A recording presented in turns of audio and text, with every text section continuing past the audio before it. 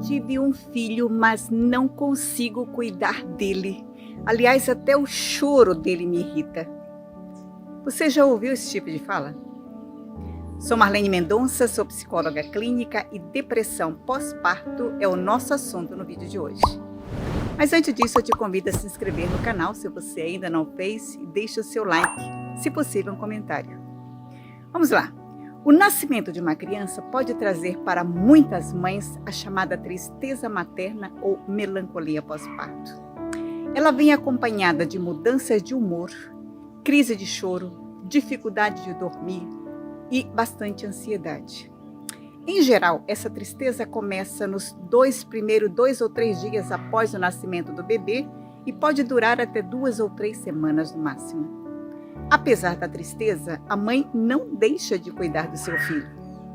Porém, existem situações em que as mães experimentam uma forma mais severa e duradoura de depressão. Ou seja, passou o período da chamada tristeza materna e já ultrapassa o mês 40 dias os sintomas persistem. Nesse caso, nós precisamos considerar seriamente a possibilidade da mãe estar com depressão pós-parto. Mas o que é, afinal de contas, a depressão pós-parto? A depressão pós-parto, como qualquer outra depressão, é uma doença que acomete muitas mulheres logo após o parto. A mulher vivencia uma profunda tristeza, sensação de desamparo ou de desespero, falta de esperança, irritabilidade, choro frequente, diminuição de energia, motivação, desinteresse sexual, transtornos alimentares, transtorno do sono, ansiedade, sentimento de incapacidade de lidar com situações novas. E a criança é uma situação nova. Tudo isso ganha um peso muito grande na mulher que está vivenciando a depressão pós-parto. E isso pode trazer consequências tanto para a mãe como para o bebê, porque em geral ela compromete o vínculo entre mãe e bebê. Interfere na capacidade da mãe de cuidar, amamentar, lidar com as tarefas diárias do dia a dia. É importante dizer que não se trata de forma alguma de uma falha de caráter ou uma fraqueza.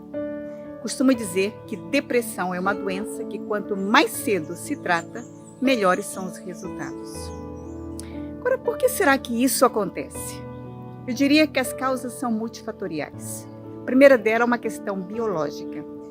Durante a gravidez, há um aumento significativo dos hormônios de estrogênio e progesterona no corpo da mulher.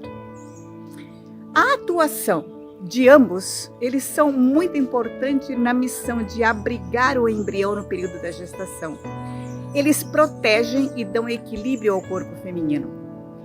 Porém, quando a criança nasce, essa quantidade desses hormônios, ele faz o contrário, ele desce rapidamente e continua baixando até fazer com que o nível chegue exatamente no que estava antes do período de gestação. E isso mexe muitíssimo, tanto com o físico como com o emocional da mulher. Segundo ponto, uma questão de estima. Para algumas mulheres, a perda da atenção, em especial a atenção do companheiro, ele é muito significativo. Você já reparou que, em geral, quando nós nos encontramos com uma mulher grávida, nós costumamos nos dirigir à criança? É comum a gente dizer, nossa, você está grávida, já sabe o nome, já sabe o sexo? Como é que vai ser? Quais são os preparativos? Por aí vai, a gente vai falando uma série de coisas. Se a gente tiver intimidade com essa mãe, a gente até toca na barriga. Então, a atenção que antes era toda dirigida à mãe, agora passa a ser dirigida à criança.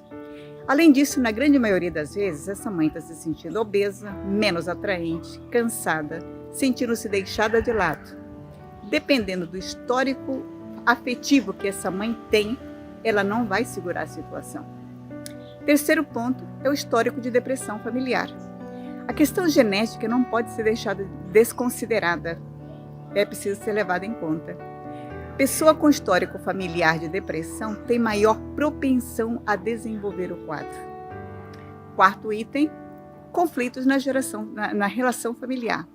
Ter um companheiro desempregado ou não ter um companheiro com quem dividir, ou a falta de suporte familiar, sobretudo quando vem de uma gravidez indesejada, em que a mãe é moralmente agredida, são elementos que podem contribuir muito para o desenvolvimento da depressão. Quinto fator, mudanças na rotina. O esforço físico e emocional vivenciado no parto faz com que a mulher se sinta extremamente cansada. Esse cansaço só é acrescido com a chegada do bebê. Muda a rotina dela.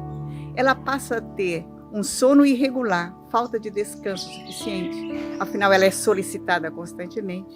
Com isso vem o estresse, a irritação e achar que está perdendo o controle de tudo, ou seja, que não está dando conta do recado e se sente uma porcaria.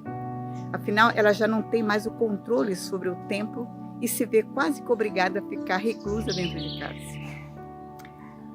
Agora, quais são as complicações da depressão pós-parto? A mulher que está com depressão pós-parto, normalmente ela não cumpre os cuidados essenciais como criar vínculo com o bebê, interagir, amamentar, cuidar, brincar, dar banho, vacinar, etc. Repito, ela deixa de fazer essas coisas não porque ela seja má, mas porque ela não consegue criar esse vínculo com a criança. E o resultado disso é ter uma criança com baixo peso, transtornos psicomotores e é comumente essa criança apresentar doença. A probabilidade dela desenvolver um transtorno na infância, na adolescência ou na vida adulta se torna extremamente alta. Daí a importância de uma situação como essa, se ter uma terceira pessoa que faça o papel de mãe, que cuide dessa criança, que abrace, que crie vínculo com ela, porque é isso que vai garantir o solo afetivo, o terreno afetivo dela ao longo da vida. Tem tratamento? Toda depressão, sobretudo se for moderada ou grave, precisa ser acompanhada por um profissional da saúde mental. Em geral, se faz necessário o uso da medicação de antidepressivo e a psicoterapia.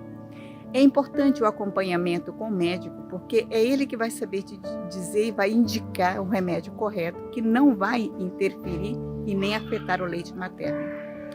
Além disso, ajuda muito entrar em um grupo de suporte para conversar com outras mulheres que estão passando pela mesma situação, com os mesmos sentimentos e estão lidando com isso.